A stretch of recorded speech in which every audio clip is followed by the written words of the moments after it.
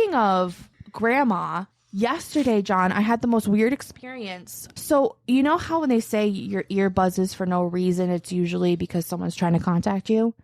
Only yesterday. Oh, like the frequency? Yeah. Like the zzz, yeah, but it never comes through. Only yesterday for 24 hours, every so often, even at work, I got this high-pitched ringing noise in my right ear. That's called tinnitus. Tendinitis. No, that's in the hands. Yeah, I was going to say, I get 10% Okay, you guys are disability just for killing it. my bubble. I thought it was my grandmother. I'm sorry. The ringing is tinnitus. The vibration, I don't know what that is. That No, it's could a be grandma. high-pitched bing. Yeah. Yeah, that's tinnitus. I get that every so often. It's ringing in your ears. Yeah. I don't agree. I think she's trying to contact you. It's Thank you. It's the wrong frequency. Thank you, Jonathan. Wow. She was never great at the cell I'm phone raining thing, on your but- parade. I'm sorry. Okay. I'm Sam Rossi. And I'm AJ Carey. Join us every Wednesday as we summarize and discuss true crime on Killing 15 Minutes. That's right, 15 minutes or less on some sick puppies, serial killers, and criminals. Every Wednesday. I write it, AJ reads it. Available on all major audio platforms. And please follow us on all major social media outlets as well.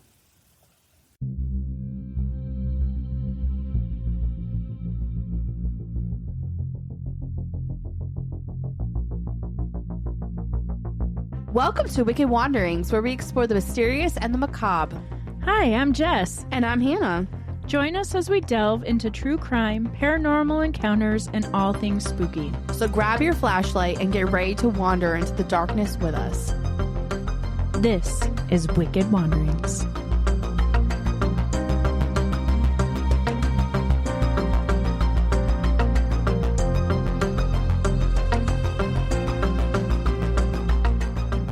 Hi, Jessica. Hi, Hannah. Hi, John. Hey. How's it going? Good. John's here again. Yay! With champagne. Yes. Cheers. Cheers. Cheers. Not to spitting up any Spooky beer. bitches. That was said with love. That wasn't derogatory. Hi, Rob. Oh, thank you. Yeah, Hi, you're welcome. Rob. Hi. And if we're going to do that, hi, Kenzie. Kenzie's in my lap. Baby. She has ducky pajamas on. She's So adorable. cute. She was very resentful about getting these PJs on. She shouldn't, because she's adorable. I know she is. She just got groomed yesterday. She's a cute little Barbie. Okay. She really is. Our story takes place in 2014 Wisconsin with 3 middle school girls who should have been worrying about what nail polish to wear or who they had a crush on. Instead, fears of the unknown, creatures of the imagination, and mental illness are at the forefront of their story. This is the story of how Slender Man slothfully stole their story. This story. Did you like makes my me- alliteration? Slender Man slothfully stole their story. I mean, come on. Mr. Porter would be so proud. No, He's not giving you that okay. validation. Who's Mr. No, Porter? no comment. That's like a English Wicked Wanderings teacher. After Dark episode. Oh. Ooh, that's a good idea. Yeah, I never thought of doing that. Even though I feel like all of ours should be after dark. Yes. Also, I hate this case, but I'm excited to hear about it. You hate it? Why? I just think the girls are just so stupid. Do you know much about the case? Yes, Okay. I kind of. feel like, well, we'll see. What do you know about Slender Man? He's fake, made up, and like people are scared of him as a online scary thing, like that woman with the boogie eyes. Woman with the boogie eyes. Yes, have you not seen it? And she's like, Is that the one that was sneaking onto like YouTube videos and shit? telling people to kill themselves. It's Yeah, I horrible. remember that. John, do you know anything about Slender Man? I only know a little bit about him. I mean, some of the images are pretty creepy. They are, absolutely. All right, so let's dive in. Morgan had signs of mental illness at a very young age, but nothing was done to help her. Her father had a schizophrenia diagnosis, so it should have been something they looked out for. A short backstory on Morgan's father, Matt. But she's also too young to be diagnosed, just so you know. At 14. Sorry, keep going. No, it's fine. Oh, I didn't know that. That's interesting. It usually presents late teens, early 20s. I have things to say on that. Okay. I agree with what you said, but I have things. So Matt, her father, he had Mormon parents. So his parents thought this was a test from God. That explains everything. End episode. Just kidding. At 7, Matt woke to see his unborn sister above his bed, and she said goodbye. He told his parents, and they told him to go back to bed. A few days later, a doctor confirmed the unborn baby's death. When Matt met Angie, Morgan's mom, he had another sense that they just made a baby, and sure enough, a positive pregnancy test. History seems How was that schizophrenia? Sorry. I don't know. Okay. These were just stories that were in the book that I read, so I don't know. I thought something else was going on there with him. Yeah, that's nothing to do with schizophrenia. I mean, maybe you could tie it into something, but that's a kind of advanced like clairvoyancy. Yes. Like there's something like I can see events that will happen in the very new future. Yeah. I'm trying to remember. I was just watching the movie Rose Red. And they had all the different versions of clairvoyance. Oh, Yeah. wait. Was that the Stephen King book? Yeah. Yeah. I only like the beginnings. I like the old house. I don't want things blown up. Yeah, but I haven't seen that yet because I want to read the book first, but I heard it's really the good. beginning is very long. Yeah. So It was the same girl that was in Halloween Town, right? yeah, Yeah, it yeah. was Annie. They call Yeah. her. I also have theories about this that we can talk about. Yeah, In my own personal I opinion. think something else was Yeah. going on. Also, like, in part of the book, the dad talks about how he can't look into mirrors. And so his rear view mirror in the car, like, he'll see someone in the back seat. Oh my God, worst like, fear. He knows no one's there. Mhm. But it's like, I see them. I see someone there. Like, so it's, I think there is something else going on. But anyways, I digress. We could totally get into that. I have stories about this, but anyway. You could tell them if you want to. Well, sorry, I can wait. Or I Whenever can you go. want. Whenever you So want.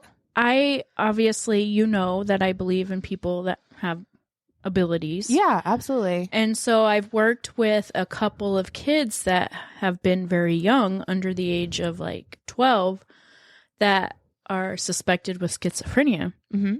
And I think outside of the box and think that maybe it's not schizophrenia at all. Yeah. I think trauma has stuff to do with it, but I also feel like maybe their abilities that people might have instead of like hearing voices and stuff. Yeah. So I actually reached out to Cindy Kaza. Do you know who she is? No. She's been on a couple TV shows on the Discovery Plus.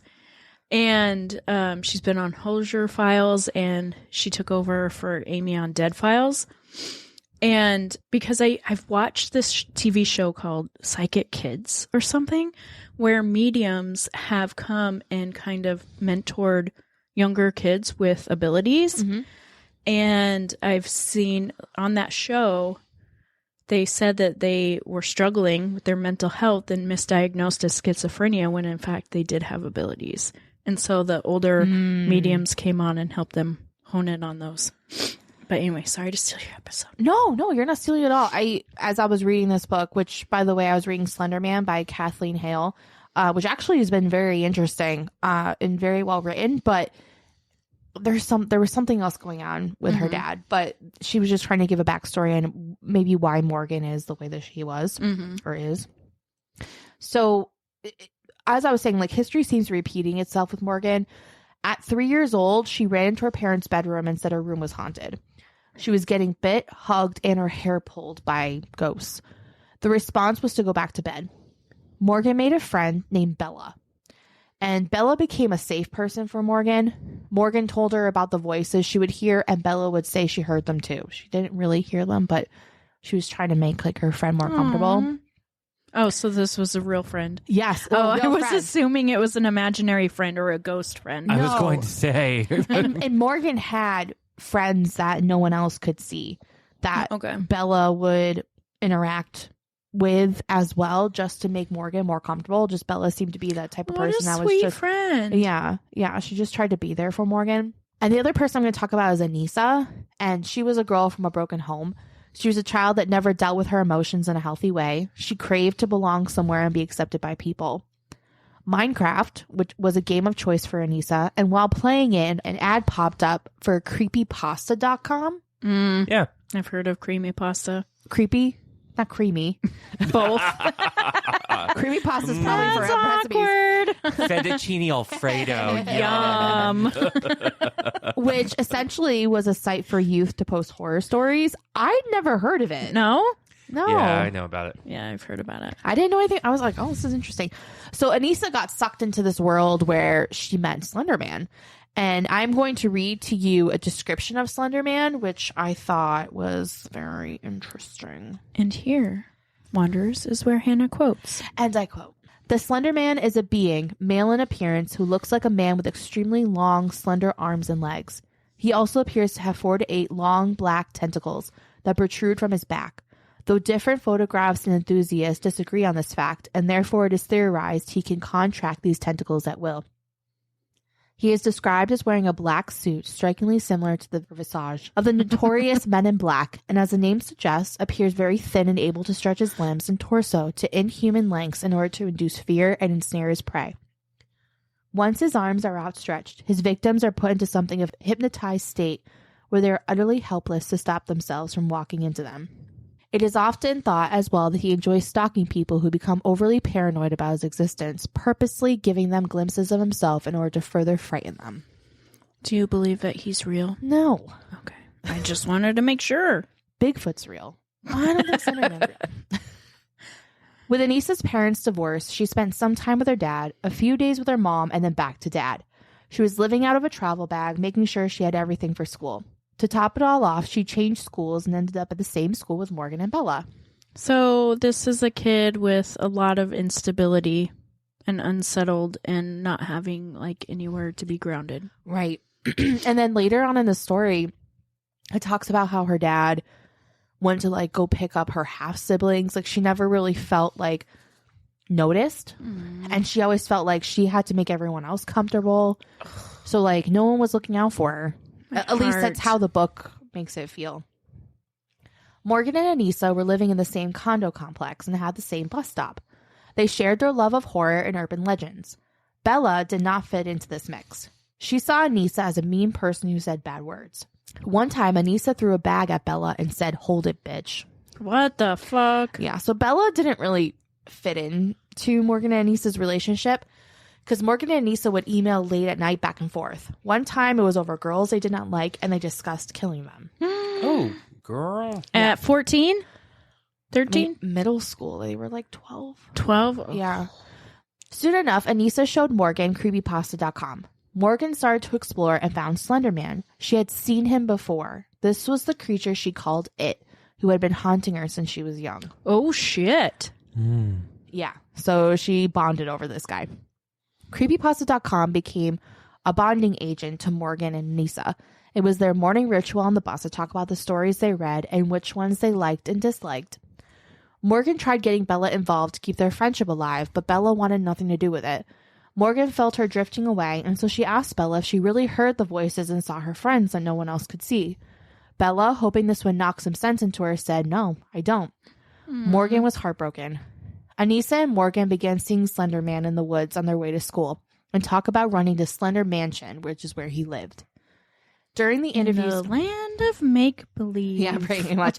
Imagination. During the interviews later on, Morgan and Anissa both said it was the other's idea to become proxies, which is what they called them, to Slender Man, meaning they would work for him, doing his bidding so that they would not be killed by him or he would not kill their families. So basically they did what he wanted so he wouldn't bother anyone else. And this is like something they really believed. So it seems from what I read, Morgan really believed it, but I think that was part of her maybe mental disability.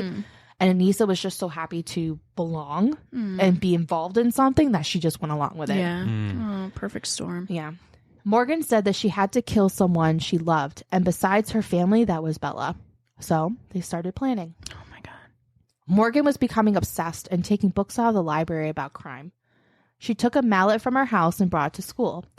A student saw it and reported her, and she got suspended for a day for bringing a weapon to school. Her father was told she was seen talking to herself, but he ignored it, and her mom even heard her talking to someone in the bathroom, but no one was there. She asked Morgan who she was talking to, and she said, Voldemort. But her mom thought she was looking for attention, especially with the suspension.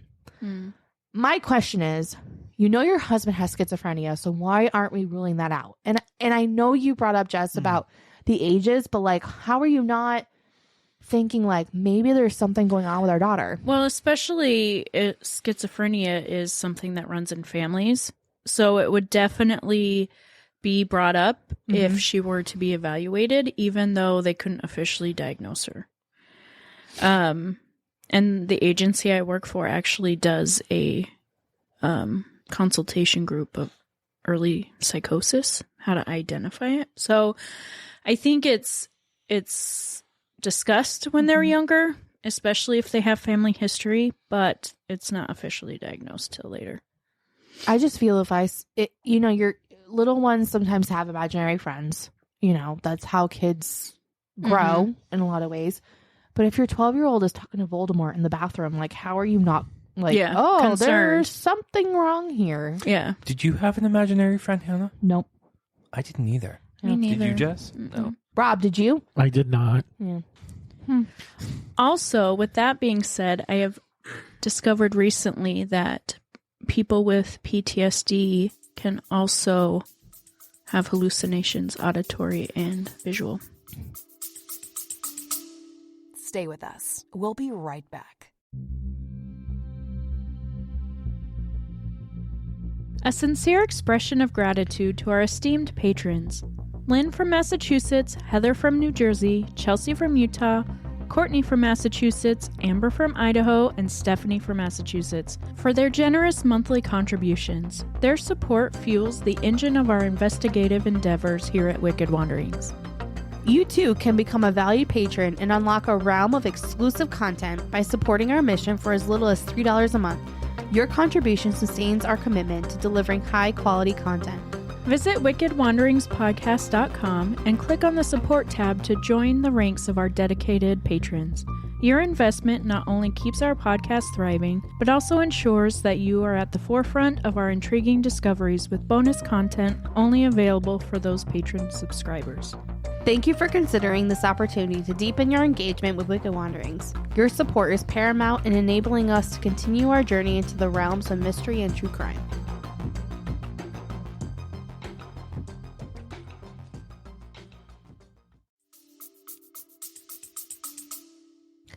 I can believe that. Yeah, that makes sense. Mm-hmm. Welcome to Jess's Therapy Corner. Dun, dun, dun, dun, dun. While home during suspension, she searched the internet for the following. And here is Hannah quoting. And I quote, How to cover up a murder on YouTube. Oh. Yeah, it gets worse. What makes your conscience feel guilty about killing someone or homicides on answers.com. Oh my God. Can you get arrested for killing someone in self-defense? Ding, ding, ding, ding, ding, ding, ding. All you have to do is watch like Forensic Files or something. Why do you have to search it? Yeah, if you're pre-thinking self-defense for a murder, I don't know. That just seems really wrong. Let's remember middle school. Their prefrontal cortex is not yet developed. And that's something that they talk about in the book. Mm-hmm. Like, you are not old enough, you know? So there was talk about how the teacher should have known. The school should have said something. Mm-hmm. As one who works in the school, we are understaffed, we are underpaid, we are overloaded and undertrained. Not that this is an excuse. Yes. But it breeds ground for like negligence in a way. It does, absolutely. But if the family is being told about her behavior, nothing's being done, there's not much else the school can do. Also true. A story about Morgan in school was one time she had a scab and she picked it off and used her blood to draw. And a student told on her. You do? You did? No, I'm just kidding. The teacher told her to clean it up. What are your thoughts? That's a hazmat situation. Yeah, Also right. true. Yeah. No, literally. I mean, that seems kind of funny, but no, like that's blood in a classroom is a hazmat situation. That's not clean it up. Apparently you haven't worked in many classrooms, John, because that's not the worst of it. Bloodborne pathogens. But like, I hear what you're saying. You're totally right. The day came and they decided they would do it during Morgan's birthday party sleepover. What? They went to school like normal. When they got home, they went to their houses and retrieved what they thought was important. They provided the list of items they brought, and it was not what they needed to survive. Like, they did not, because they were going to do the murder, and then they were going to walk to Slender Mansion, which was supposed to be like miles into like the state forest. So they, the items they brought, like, they obviously granola didn't know. bars. Yeah, pretty much. Water. Once Bella joined for the birthday party, they went to a roller skate park and then later went to the house for gifts. One of the gifts that Bella got from Morgan was gummy bear print duct tape, which Anissa was happy about because they forgot to pack the duct tape they would use on Bella later. That night, they all slept in the same room, and Morgan and Anissa said they would wake up and do the crime at 2 a.m. But Morgan, who was in charge of the alarm, turned it off and decided to give Bella one more morning. The next day came, and Morgan grabbed a kitchen knife, and the girls went to the park. It is not surprising that the events leading up to the crime were strange and awkward because it's 12-year-old girls, right? They wanted to kill Bella in the park bathroom, so they told Bella to come and see the graffiti on the walls. Once they got there, they got her in a stall and on the floor. Their plan was to kill her, prop her on the toilet so the blood drained into the toilet and it looked like someone was using the bathroom, so it was not suspicious. Bella by this point is like, what the fuck is going on? Because they literally pushed her to the floor. They chickened out at first and left Bella in the stall to reconvene their plan. So they literally left her in the stall and they were like, can I talk to you? And they left the stall with Bella in the bathroom. I would be getting the fuck out of there. Right? Like, what the hell's going on? But she also knew, like, okay, Morgan has issues and I know this. Maybe this is part of that. They would now try to bring her unconscious. So Anissa punched her in the face, which was more of a push, and it didn't work. So, of course, now Bella is pissed, and Morgan tells her to just go play outside. So Bella did. I feel like they've watched too many movies. Yeah. Their next plan is, well, and they talk about that because, well, I'll get into that. Their next plan is to take a walk on what is called Big Bend Road, and it is a dead end with just woods at the end of it. They decided to play. Go ahead. I just have a question. Okay, I'm Bella. Yep. And I've been thrown to the floor in a public bathroom, and now I've been hit or kind of pushed in the face. And I'm still hanging out with these girls? Yeah. And but it describes it in the book as, so Kathleen Hale, who did the story, she did a lot of interviews, and it seems that, like, yes, she was a 12-year-old girl, but she also knew that Morgan and Anissa were troubled. They were troubled, and she right, exactly. She tried being that person that was including with them. I get it. It also talks about Bella's mom, like how she knew something was off with Morgan, because something I don't get into is that, you know, she would have Morgan over and like things would happen, like a fire started in the closet and they tried to cover it up and it was really Morgan's fault, and the mom woke up and she was like, why do I smell like burning? And Morgan's like, we didn't do it. And like stuff like that, where Bella's mom was like, there's something off with this child. Like, she was worried about her own kid, right? But Bella's just trying to be a good human. She was trying to be inclusive of her. And yeah. So it's more than just like, okay, fuck you, I'm leaving. It's like, okay, I've been this girl's friend forever. Yeah. They decided to play hide and go seek. But of course, this isn't just any hide and go seek. Morgan got Bella to the ground and started stabbing her. She stabbed her more than 17 times, and Anissa did not understand why she was still alive. Because in Anissa's mind, I'm like, oh my gosh, this kid should be already dead. But that's where like that movie, TV, video game thing comes in. We're like, oh my gosh, she should be dead already, but she wasn't.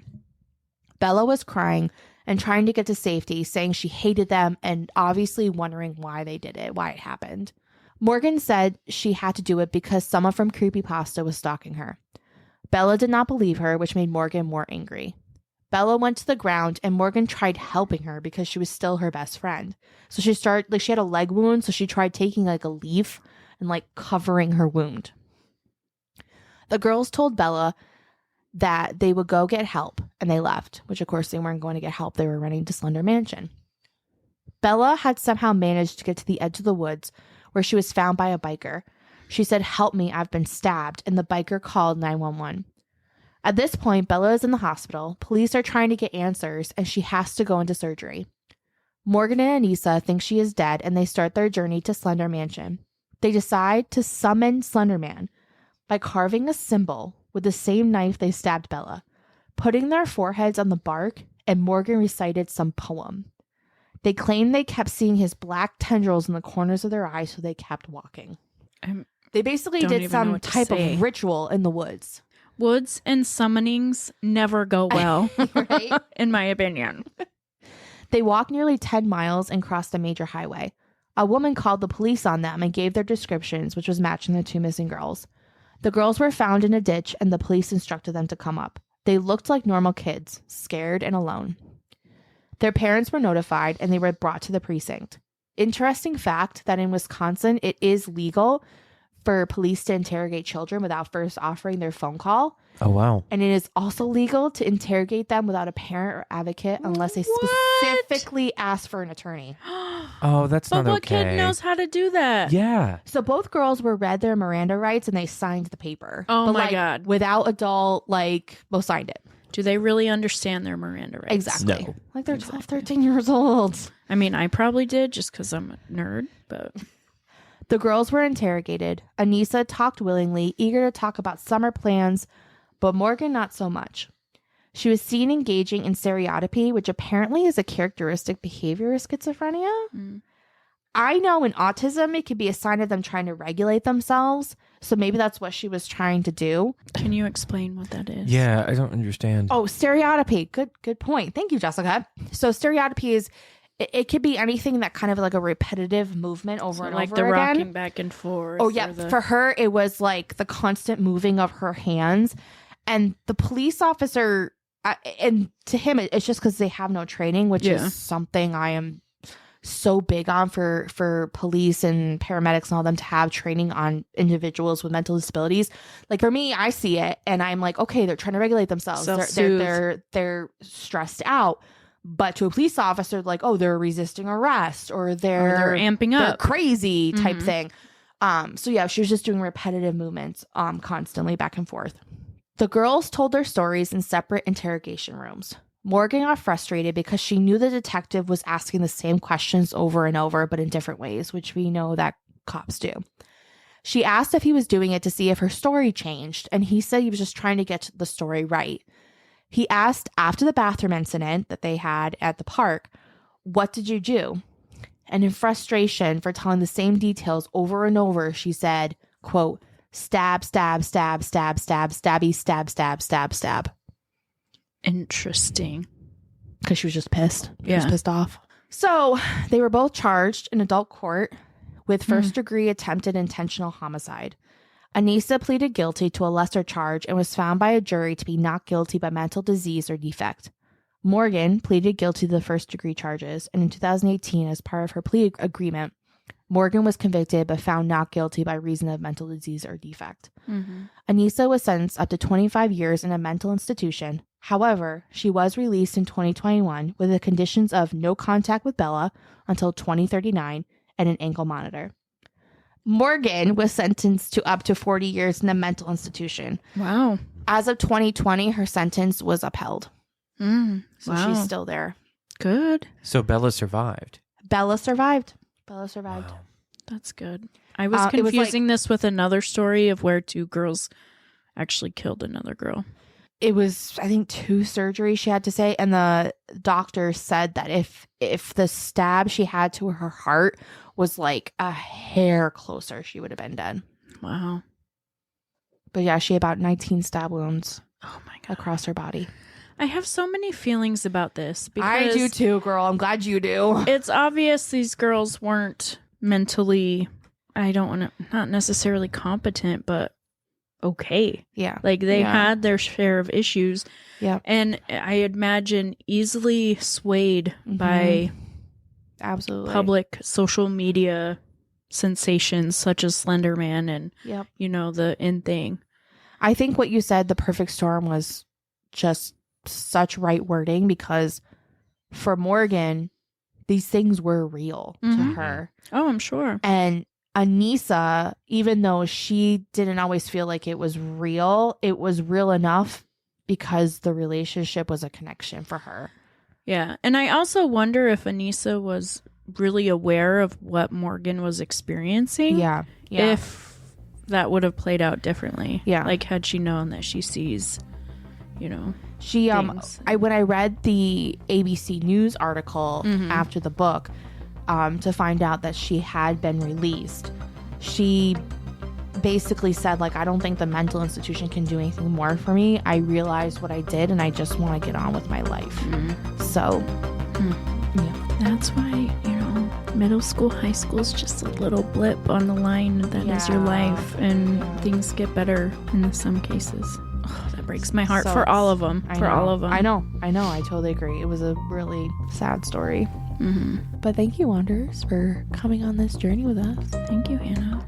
Thank you, Hannah. Oh, you're welcome. And watch out for the Slender Man. Yeah. All right, guys. Bye. Bye, Wanderers. Bye. Thanks for listening today. Wicked Wanderings is hosted by Hannah Fitzpatrick. And me, Jess Goonan. And it's produced by Rob Fitzpatrick. Music by Sasha End. If you enjoyed today's episode, don't forget to leave us a rating and review.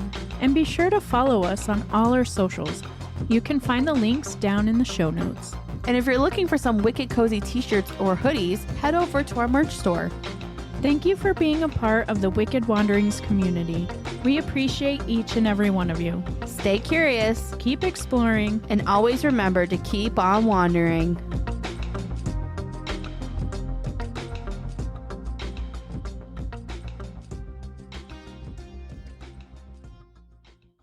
I'm Sam Rossi. And I'm AJ Carey. Join us every Wednesday as we summarize and discuss true crime on Killing 15 Minutes. That's right, 15 minutes or less on some sick puppies, serial killers, and criminals. Every Wednesday. I write it, AJ reads it. Available on all major audio platforms. And please follow us on all major social media outlets as well.